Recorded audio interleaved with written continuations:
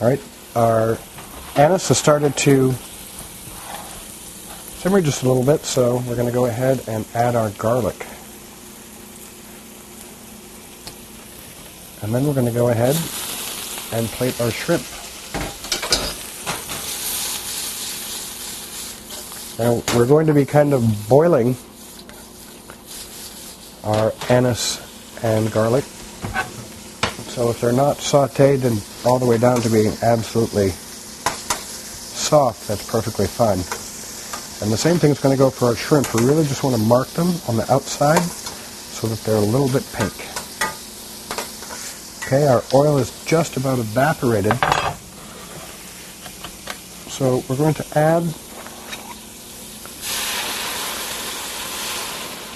about 2 tablespoons of vermouth and the same amount of orange juice.